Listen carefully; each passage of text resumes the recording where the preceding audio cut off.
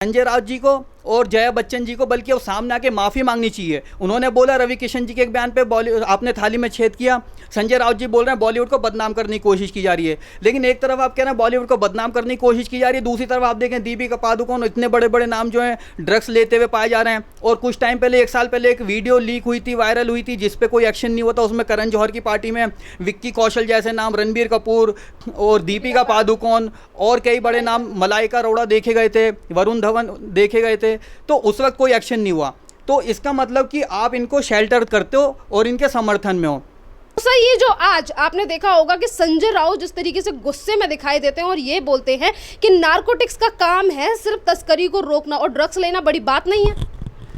देखिए, अब जब ऐसे बीच में कंट्रोवर्सी शुरू हुई थी, या जब सुशांत सिंह राजपूत जी की मृत्यु हुई और उस पर कंट्रोवर्सी हुई और शिवसेना और संजय राउत जब उल्टे सीधे बयान दे रहे थे, या कंगना का जो किस्सा हुआ, उस वक्त एक बार को फिर भी जो देश की जनता थी वो ये नहीं समझ पा रही थी कि सही कौन है गलत कौन है। लेकिन संजय राउत क्या कर रहे हैं अब, जबकि लोगों के नाम निकल के आने लगे हैं। देखिए, पहले एक बार को हमें ये लग रहा था हो सकता है संजय राउत को पता ही ना हो कि इंडस्ट्री में कुछ गलत हो रहा है और वो अनजान हो, लेकिन जब दीपिका पादुकोण और रिया चक्रवर्ती पैडलर के रूप में सामने आ गई है, दीपिका पादुकोण, रकुल प्रीत सिंह और सारा अली खान, जब ऐसे नाम आ रहे हैं, श्रद्धा कपूर, उसके बाद भी अगर आप देखें कि ये लोग उनको समर्थन कर रहे हैं, तो इसका मतलब एक बात तो जाहिर है कि इनको पता है, इनके संरक्षण में ये काम हो रहा है। बॉलीवुड में जो भी 2 नंबर के काम हो रहा है, जैसे कहावत है आपने सुनी होगी, कानून की निगरानी में गैर कानूनी काम,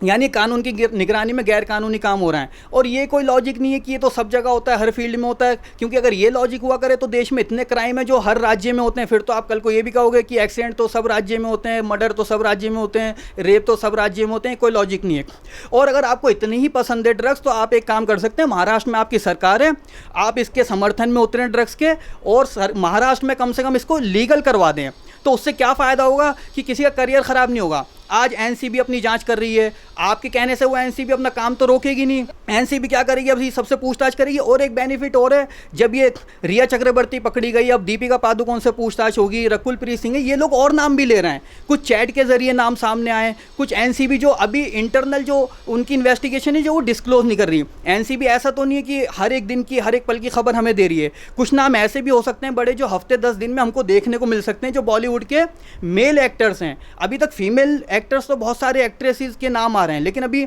आप मेल एक्टर की बात करेंगे तो कोई बड़ा नाम सामने नहीं आया है। लेकिन मुझे कम से कम ये उम्मीद है हफ्ते 10 दिन में एनसीबी या ये लोग जो पकड़े जा रहे हैं ये कोई बड़ा खुलासा करेंगे। और यहाँ पे दूसरा सवाल ये भी है कि आज तक ये शिवसेना ड्रग्स के मामले को लेकर कुछ नहीं बोल रही थी, और यहाँ पर ये भी कहते हैं, एक तो ये जो ड्रग्स का सेवन करते हैं उनका साथ देते हैं, और ये भी है कि जो सेवन करते हैं उनका साथ देते हैं, और फिर ये बोलते हैं कि बॉलीवुड को बदनाम करने की कोशिश की जा रही है। देखिए, बॉलीवुड को बदनाम करने की कोशिश जब तक की जा रही थी और थाली में छेद जब तक किया जा रहा था, जब तक कुछ सामने नहीं आ रहा था। और मैं तो ये कहता हूँ संजय राउत जी को और जया बच्चन जी को बल्कि वो सामने आके माफ़ी मांगनी चाहिए। उन्होंने बोला रवि किशन जी के एक बयान पे बॉलीवुड आपने थाली में छेद किया। संजय राउत जी बोल रहे हैं बॉलीवुड को बदनाम करने की कोशिश की जा रही है, लेकिन एक तरफ आप कह रहे हैं बॉलीवुड को बदनाम करने की कोशिश की जा रही है, दूसरी तरफ आप देखें दीपिका पादुकोण इतने बड़े बड़े नाम जो हैं ड्रग्स लेते हुए पाए जा रहे हैं। और कुछ टाइम पहले, एक साल पहले एक वीडियो लीक हुई थी, वायरल हुई थी, जिसपे कोई एक्शन नहीं हुआ था। उसमें करण जौहर की पार्टी में विक्की कौशल जैसे नाम, रणबीर कपूर और दीपिका पादुकोण और कई बड़े नाम, मलाइका अरोड़ा देखे गए थे, वरुण धवन देखे गए थे, तो उस वक्त कोई एक्शन नहीं हुआ। तो इसका मतलब कि आप इनको शेल्टर करते हो और इनके समर्थन में हो।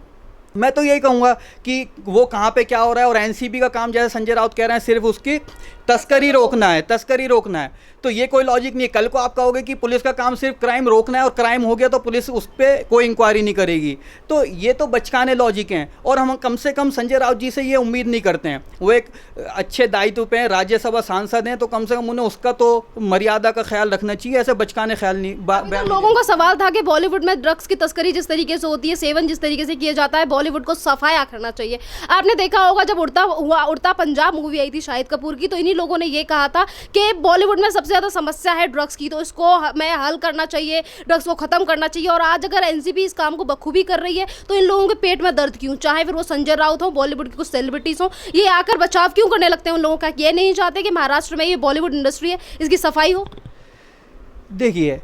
पहली चीज़ तो सबसे बड़ी बात क्या हुई, ये सब जब हुआ जब उनकी शिवसेना की सरकार वहाँ पर है, तो कहीं ना कहीं उन्हें ऐसा भी लग रहा है कि अगर ये बॉलीवुड पे इस तरह से जैसे बड़ी जो ड्रग्स की बात सामने आ रही है या जो नेपोटिज्म की बात सामने आ रही है, लोग बॉयकॉट करने के चक्कर में, तो इन सब के चक्कर में इन्हें लग रहा है कहीं ऐसा ना हो कि हमारी सरकार ही चली जाए। तो ये बताना चाहते हैं कि बॉलीवुड में कुछ गलत नहीं है। और सबसे बड़ी चीज़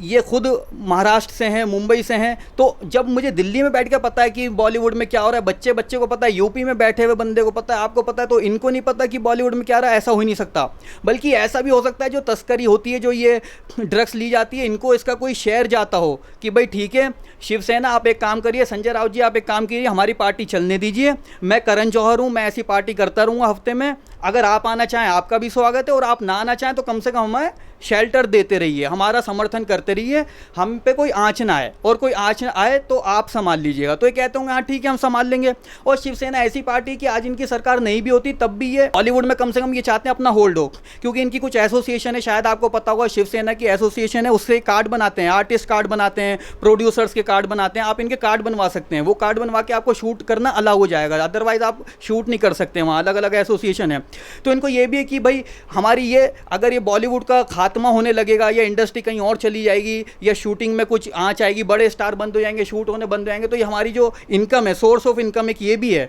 बहुत सारी सोर्स ऑफ इनकम है, ड्रग्स का भी हो सकता है इन पे हिस्सा जाता हो, लेकिन एक ये भी इनको दिक्कत है कि आर्टिस्ट जो हमसे कार्ड बनवाते हैं वो बनवाने बंद कर देंगे, वो कहेंगे भाई जब हम पे मुसीबत आई थी तो आपने हमारा साथ नहीं दिया था, अब दूसरी एसोसिएशन का हम कार्ड बनवा लेंगे, हम आपका कार्ड नहीं बनवाएंगे। तो ये वो भी दिखाना चाहते हैं वफादार की तरफ से ये सवाल भी उठ रहा है कि चाहे कंगना ने इनकी सरकारियों को कमियों को गिनवाने की कोशिश की तो इनके द्वारा बीएमसी के द्वारा कंगना का ऑफिस तोड़ दिया जाता, अर्नब गोस्वामी की यानी कि आर भारत आवाज उठाता है तो उसकी आवाज को दबा दिया जाता है, उनके पत्रकार के ऊपर हमला कर दिया जाता है। आज अगर ये बॉलीवुड में से ड्रग पैडलर पकड़े जाते हैं तो उसको लेकर बचाव में आखिरकार ऐसा क्यों कर रही है शिवसेना? लोगों का सवाल ये भी है, लोगों को आशंका ये भी है क्या कोई शिवसेना में तो शामिल नहीं है ड्रग्स के मामले में?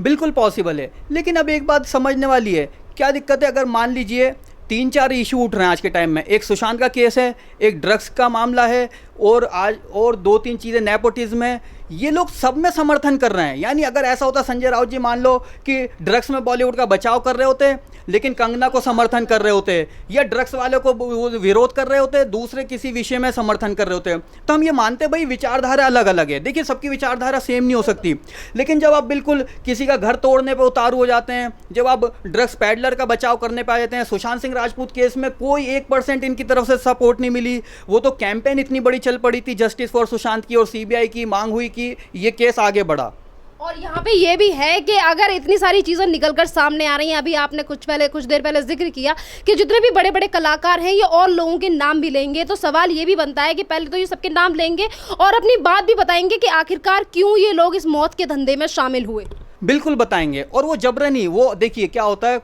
अगर बड़े टॉप मोस्ट जो 20 साल से इंडस्ट्री में, 30 साल से इंडस्ट्री में, उन्हें अगर हम छोड़ दें, क्योंकि उन्होंने इसकी शुरुआत की है, चाहे ड्रग्स हो चाहे नेपोटिज्म हो, लेकिन जो न्यू जनरेशन जैसे रकुलप्रीत सिंह, तो आप एक खुद ही सोचिए, सोचने वाली बात है, क्या रकुलप्रीत सिंह का ये सपना रहा होगा जब उसने सोचा होगा मैं एक्ट्रेस बनूंगी, जब वो कॉलेज में होगी, जब वो स्टार्ट ले रही होगी, कोर्स कर रही होगी एक्टिंग का, कि मैं मुंबई जाके ड्रग्स लूंगी? ये किसी का सपना नहीं होता है। लेकिन जब मुंबई में वो गए, जब उन्होंने देखा एटमॉस्फेयर ही है, माहौल ही है, हर एक बड़ा सेलिब्रिटी, जो कोई अगर बरेली से उठ के हॉलीवुड पहुंच गया तो वो हॉलीवुड कैसे पहुंचा, अगर दीपिका पादुकोण एक बैंगलोर से उठ के साउथ की मूवीज करते करते आज टॉप 3 एक्ट्रेसेस में उनका नाम आता है, तो वो कैसे आया? तो ये ऑब्वियस है, जब न्यू जनरेशन देखेगी भाई दीपिका पादुकोण अगर बनना है, शाहरुख खान अगर बनना है, तो हमें ये फॉर्मूला है, ये फॉर्मेट है, इसे फॉलो करना पड़ेगा। तो वो जबरन भी है, वो कोई खुशी से, मुझे नहीं लगता कि कोई आके रकुलप्रीत सिंह जैसा, हाँ सारा अली खान खुशी से कर सकती है, क्योंकि सारा अली खान के ऊपर कोई ऐसा, या श्रद्धा कपूर के ऊपर ऐसा कोई जोर नहीं था कि वो ड्रग्स लेंगी, ऐसी पार्टी करेंगी तभी उनको काम मिलेगा।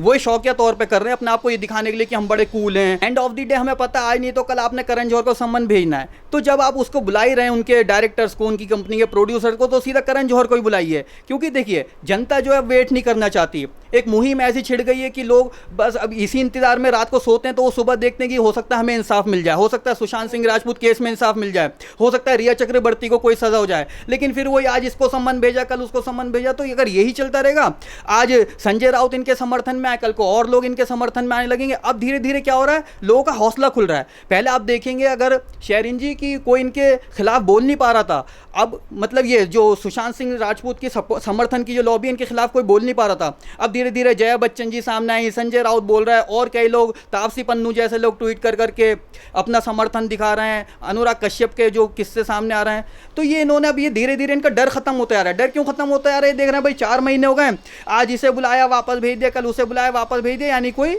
दिक्कत नहीं है। जब तक बड़े नाम नहीं ये पूछताछ के लिए बुलाएंगे, जब तक ये चलता रहेगा। तो ये थे हमारे साथ अमन खान सर, और सर ने जिस तरीके की बात कही कि जितने भी लोग, तमाम लोग हैं जो ये चाहते हैं कि जो बॉलीवुड में तस्करी होती है ड्रग्स को लेकर, उसकी समाप्ति नहीं चाहते, चाहे फिर वो शिवसेना हो, रकुल प्रीत जैसे लोग हों जो। और यहाँ पे सर ने एक और बात भी अच्छी कही कि जितने भी लोगों के आज ड्रग्स तस्करी में नाम आए हैं, ज़रूरी नहीं है कि उन्होंने अपनी मर्जी से ड्रग्स लिया हो। जिस तरीके का माहौल बनाया जाता है बॉलीवुड में कि जो भी न्यू कमर्स आते हैं उन्हें ज़बरदस्ती ऐसी चीज़ें कराई जाती हैं। आपको याद होगा कि इन सारी चीज़ों का खुलासा कंगना रनौत पहले भी कर चुकी हैं। और भी अपडेट्स के लिए बने रहिए हमारे चैनल के साथ।